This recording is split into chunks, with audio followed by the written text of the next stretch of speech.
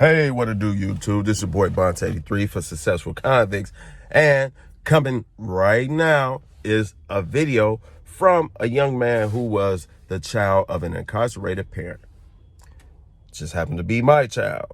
So, if you want to do me a favor, even if you don't, subscribe to the channel, like this video, and leave a comment on what you thought. Was it a good video? Was it a bad video? Did you experience the same thing? I want to know. We want to know. The viewers want to know. What's your name? Where you from? My name is Eli, and I'm from Chicago, but raised in Minnesota. Raised in Minnesota. How was that? It wasn't bad. What do you remember about your childhood? My childhood, Yeah. I remember not too much. I remember some epic stuff. Like, I know the average person thinks their first memory is around 3 years old. I know I can think back to like times when I was 3 years old. What would you say? What age was your like first memory, and like what was it? First memory. How old was you? I got like two. I got two memories that I can really remember when I was that young. But how old was I? I really don't remember how old I was when I got my first mink coat. Okay. You remember the mink coat? I do remember Okay. that. I remember the day when my dad first brought it to me. That would be me. Yeah, I did. Let me give you the little history on that story right quick. My homie, who I had brought up here when I came to Minnesota from Chicago, rest in peace, Todd. You know, we was coming from Chicago, came up here on a, I guess you can call it a bogus mission. Came up here because the prices that they were selling for selling drugs for in Chicago, you can come up here to Minnesota and sell them for 2, maybe 3 times, depending on the part of Minnesota you was in, 2-3 times the price. So we came up here and got the balling out of control. So, you know, we started buying a bunch of useless stuff that, you know, when you get money, you just buy out of control, spending. You young, you're coming to a lot of money, and you in that drug deal lifestyle. So my buddy Todd found this mink coat, which was probably obviously a little small woman's coat. But at the time, my son was 3 years old, and it fit him perfectly. So that's the mink in question he's talking about. Yeah. And another time is when my golden birthday. I don't know where we was, but I just remember having a crown on and sitting in the king's chair. Your golden birthday, what would that be? The 6th. So your birthday on the 6th, and you talking about when you made 6, right? Yeah. Okay. Yep. And what was it like growing up? What was it like growing up? It was, I mean, I don't know. It was a little tough. Growing up with my mom, single mother. Where was your father? Dad was in jail. I was in prison. I wasn't in jail. Oh, I was in jail for 6 months. I forgot. Prison for 9 years, 11 months. I forgot there is a difference, but yeah, my dad was in prison. And yeah, it was a little tough. You know, talking to him over the phone. So, like, growing up with your one of your parents in prison, at like what age were you when he went to prison, and about what age, if you were young, what age were you when you realized that he was in prison or he was gone away? 5. My dad went to jail when I was 5. And I realized he was gone when we went to foster care. I thought I was never going to see none of my parents again. Why did you go to foster care? I really don't know what. I just remember the police kicking in the door and taking us from my mom. I never forget that too. We was high. Like, as soon as we heard the boom, my mom ran to me and my little sister called Mumu. Her name's Mumu. And she grabbed us and she pulled us in the closet. And the police rushed in. Big gun. I remember they had a flashlight on it. Flashes in our face and everything. And instantly just took us. No questions asked. Just took us and put us in the car. And we went to this place called Mary Jo's in Minnesota. It's like a shelter for families that's going through things and stuff. Took us to Mary Jo's. We was at Mary Jo's probably for probably like a week, if that. It's like a little less. Then we went to a foster home in St. Paul. And I'll never forget this because when I went to the foster care, I used to cry all the time. Like, I with my parents and stuff. This boy walked up to me and told me, like, yo, mom and dad not coming. I've been here for months, years. It made me cry some more. It made me think, like, started to run away. But I couldn't leave my sister. So. And how old were you then? I was about 5. How old was your sister?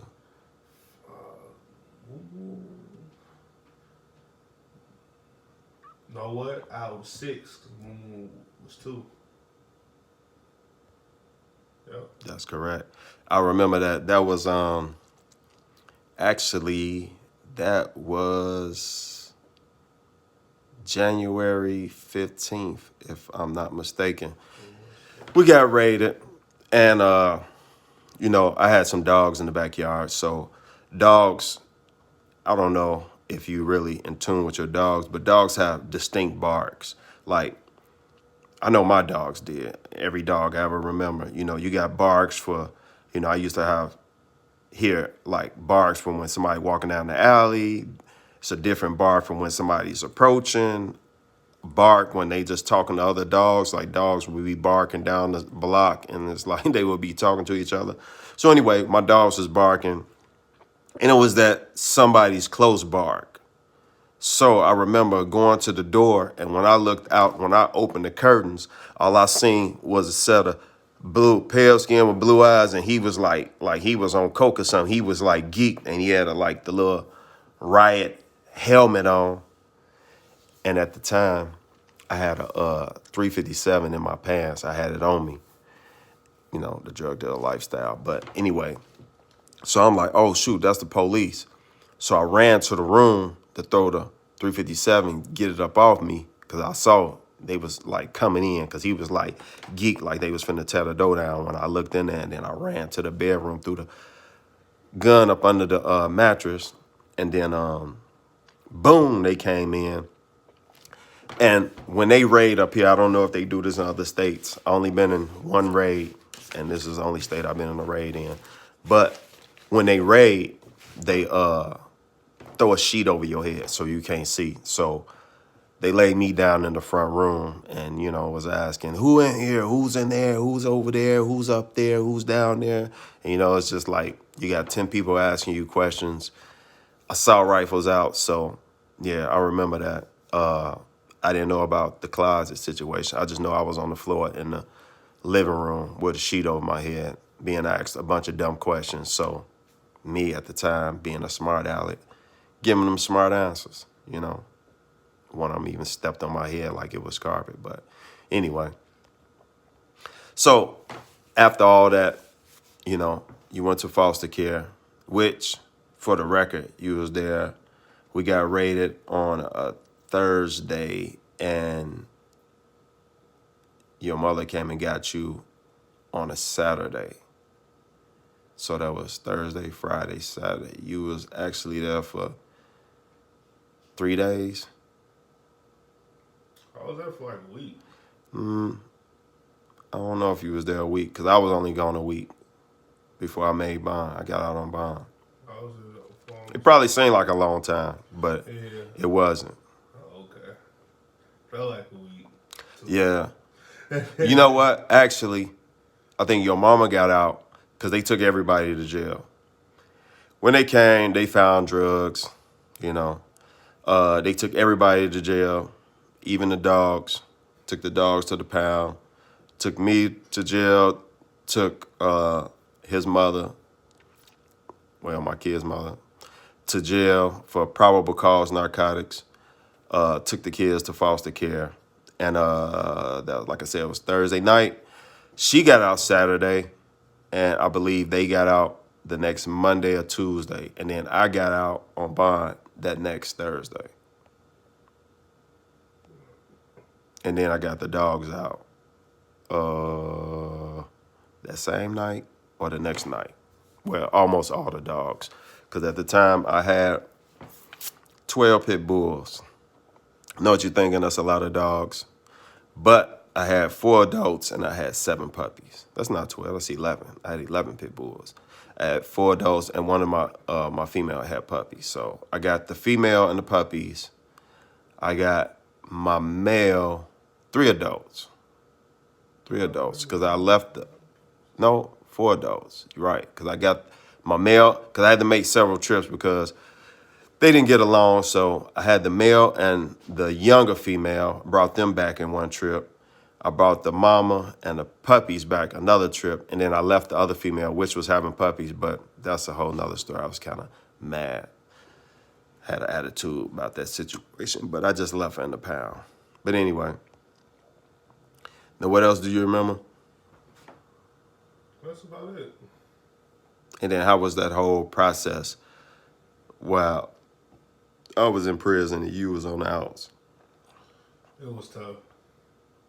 What was so tough about it? Like, what was the toughest part that you remember? Toughest parts was just like, believe it or not, dealing with my mom. Yeah, I know. In a lot of hoods, you know, you got absentee fathers or sometimes absentee mothers, and sometimes absentee mothers and fathers where the kids grow up, usually with the grandparents or aunties or sometimes even friends of the families or just friends, and you know, or lo and behold, the foster care system and stuff like that. But you know, a lot of times in the hood, which is, you know, stems down from slavery times, the man is not around either by choice or by force. So I'm sure you, like I said, it's a common occurrence in the hood, which, you know, you grew up in the hood. I'm sure you have friends who also didn't have their fathers around. So tell me, how did you feel about your situation? Uh, Not having my dad around, it took a toll on me. I noticed, like now that I'm 27, I noticed that like when I was younger, that I was always looking for like a male figure to bond with or link with, always. So I don't know. I wouldn't say I was gullible, but I was just like, that's something I was just looking for, like in my cousins, friends that's older than me, and yeah. So what about like the visits and the phone calls? Visits and phone calls. Because like some people watching this, they have no idea. They don't, you know, they want to know from our experience, like what it's like. Like, so what's that like? You know, getting parented by 15-minute phone calls or those couple hour visits every, you know, It's tough. I mean, because I think like what's the thought process when you go on to visit?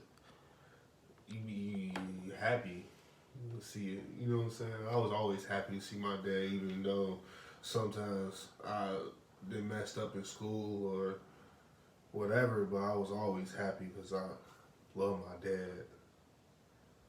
And then what about the phone calls? Phone calls, same thing. Love talking to my pops.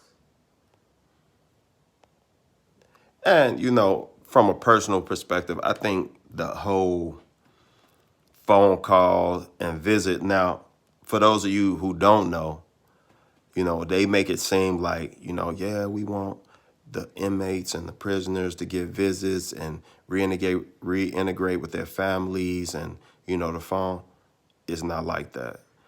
It's totally the opposite from the inside. A lot of times I think they really try to deter your family from getting visits, because it was times where they make visits so difficult. They make it, it's already a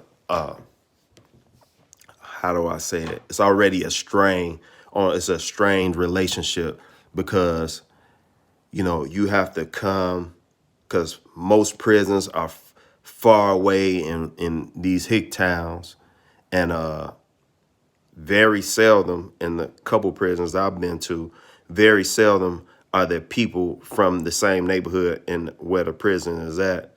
A lot of times, especially in federal prison, people are from out of state, because in federal prison, the federal prison can send you to any prison in the United States. If you from Minnesota, they can send you to Alaska. They can send you to now Puerto Rico, since Puerto Rico is a property of the United States. They can send you to California. They can send you all across the world to different prisons. And a lot of times they do so to deter you getting visits. I've seen incidences where guys, especially when it's racially motivated, like for instance, it was this black guy and he had a white girlfriend, and she used to fly in from California. He was in Minnesota, and she used to come from California, like, if not every week, every other week, to see him. And they used to hassle her so much. Oh, you can't wear that shirt. You can't wear that shirt in there. So then she would have to leave, go to a nearby store, try to find a shirt that was suitable for coming into prison. And people that's been to prison or been to visit prisons, they know what I'm talking about. Leave me a comment too. Leave a comment if you've experienced this or if you've heard about this. But the hassle of coming into prison, this is what I heard from the inside coming out, just from other people talking about, it was situations where the guards would say something to different people's wives, like, why you keep coming to see this loser? Oh, he got so many years. Why you wasting your time? Why don't you move on with your life? Or where the guard would just try to talk to him himself, like, hey, you should let me take you out. You up here for the weekend. He can't do nothing for you and stuff like that. So it's a lot of that going on. Myself, I've had a situation where I went from one prison. I went from a low to a camp. So I went from Sandstone, Minnesota to Duluth, Minnesota, which is still a 3.5 hour drive from here. Duluth is actually a little bit further than Sandstone. So anyway, one of the guards that was at Sandstone, he also transferred to Duluth. So this guard,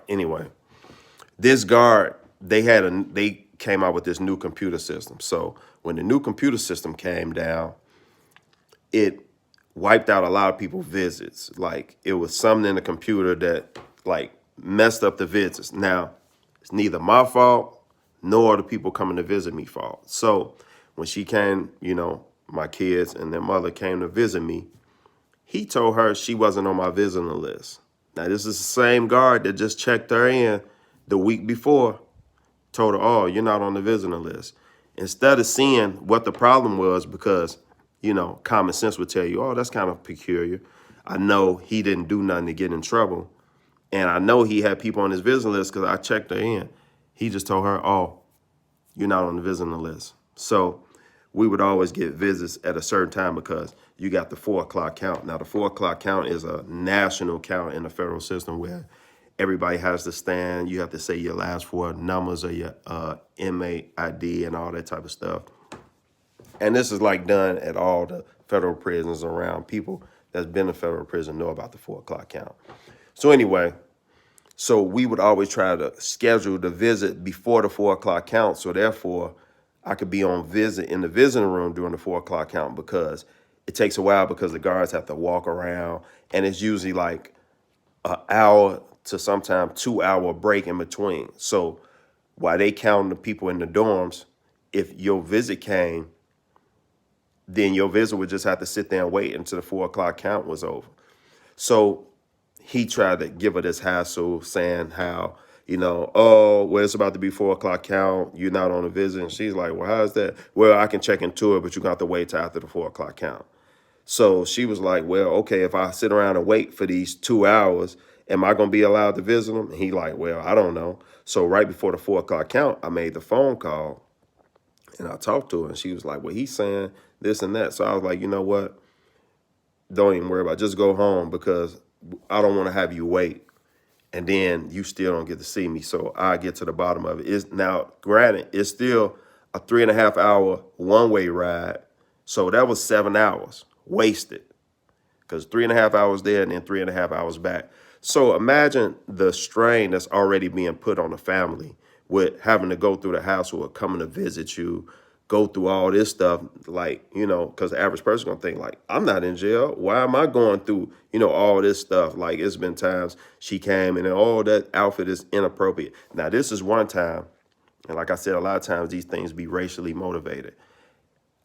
She was in the visiting room and this is crazy, but it was a white lady in the visiting room with the same exact dress, it was the same color and everything, the same outfit.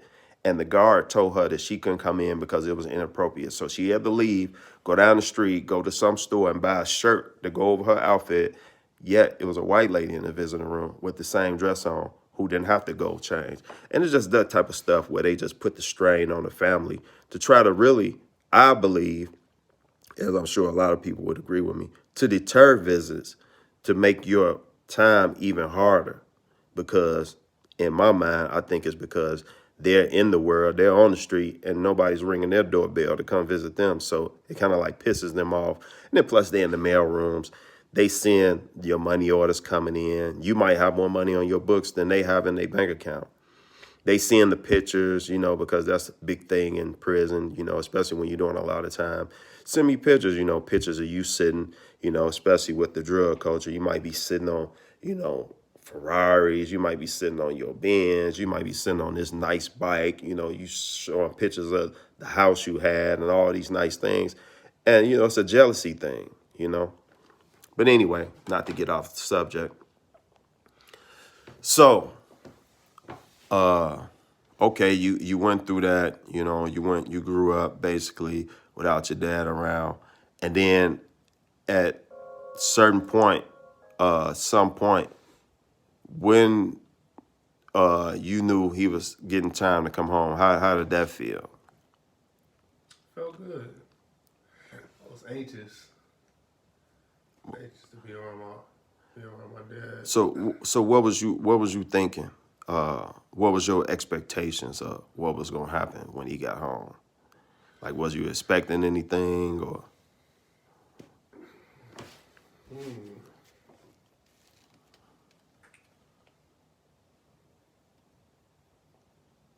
I, w- I really don't remember what I was expecting. I was expecting something, but I truly don't remember. Give me a minute if I can just think about it. Like, what was I expecting? I was expecting things to be different. Mom to be cool, at least decent, and me and Moo move in with you. Okay, and then when I did come home, like, what was that like? Like, did you feel like, I know it was because it was a 10-year in between. So like, being that it's 10 years later, well, like, was it the same person that you remembered, or was it like different? Was it like a meeting a stranger, or was it like, I mean, like, what was that? I wasn't meeting a stranger. I mean, because all the phone calls and the visits we did do, it was it was crazy. I'll never forget when you did come home. I was at school, and the principal called me, and it was like Mr. Gasson came down to my class, and he was like, "Yeah, some dude up there saying that he your dad." What? And he like, yeah, I thought your dad was in jail. I'm like, he is. Then I seen you. I'm like, dang, like that's my dad right there. That was my dad. And like, yeah, they let me go on with you and everything. That was real. That was one of the happiest times in my life. I can honestly say that. Honestly say. Well, that's cool. So, what would you tell people like that's like sort of going through the same situation, or a lot of times in prison, you actually know that you're going to prison. So, I mean, you have to turn yourself in. So that's what I mean by you're going to prison. Not that you're doing something wrong and eventually it's going to happen, but you actually know you have a date. Like you have to turn yourself in on such and such date. What would you say to a kid or to the person that's going to prison? What would you say? What like words of advice would you give them, or what would you like, anything you would tell them to prepare, or anything you would tell them to do to like make that time, that process better for them, being that you have experience in that area? What would you suggest that they do, or anything that you would say to them? Well, to the kid, I say communication is key. That's one of the key things. And two, it's gonna be okay. It's no reason to lash out or do something that's gonna hurt you. End up you going to jail and you in jail and your father in jail, mother in jail. It's all messed up. Like, just keep a cool head and go on with life. It's not like he's dead or anything. And communicating, letters, phone time, visits, whatever you can. Communication is key. And for the person that's going to jail, same thing. Communication is key because that's one thing that held me, like kept me together. My dad will always call me every weekend, sometimes nights. you know. That was the cell phone calls. so Shh, don't tell nobody. real, sometimes nights, and like it do help because like I'm scared of my dad. I'm always scared of my dad. Like tell me to do something, I always did it, whether it was over the phone in jail or not. So yeah, communication is key.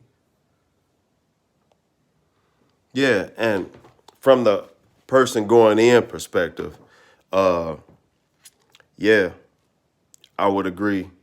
Communication is key because I always consider myself lucky because I've seen situations in prison where people would call home and speak to the kids, and the kids just talk crazy to them. Or, it's a running joke in prison where, people say, or just a joke where the dude call and the kid answer the phone and the kid is like, "Who is this?" And then the guy be like, "Oh, it's your daddy." And the kid be like, "No, it ain't my daddy, because my daddy in the shower with my mama."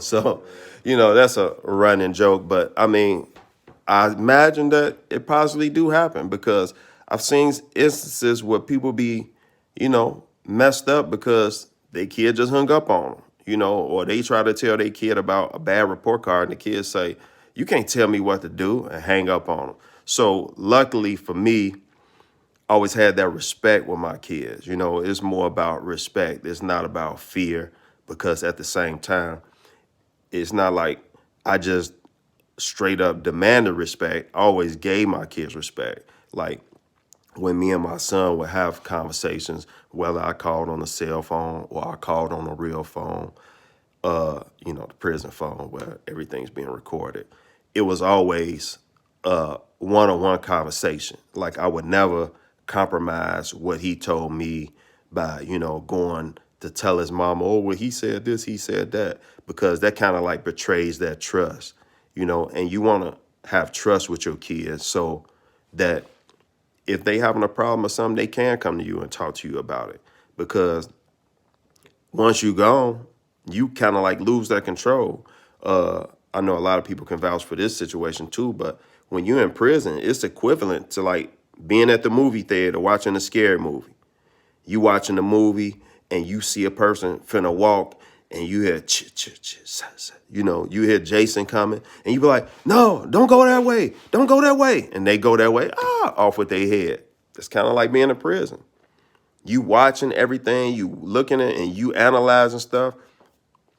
You trying to tell people, hey, don't do this, don't do that, And for the most part, it's like they can't hear you. It's like you watching a movie. So you got to sit back and watch because what can you do? You in prison. You know what I'm saying? So communication is the key, and you got to learn how to talk to people and not at people. Even being a parent, you got to learn how to talk to your kids. Now, I'm not saying you got to be buddy with your kids where they, sitting there jabbing and talking to you on the phone like they one of your boys or something like that. And that may be cool too, but you can parent from prison, even though you got 15-minute phone calls and you might not even get a visit. You know what I mean? But where there's a will, there's a way. Here's another, I'm going to give you this tip, what I used to do. I used to write my kids all the time, write them letters.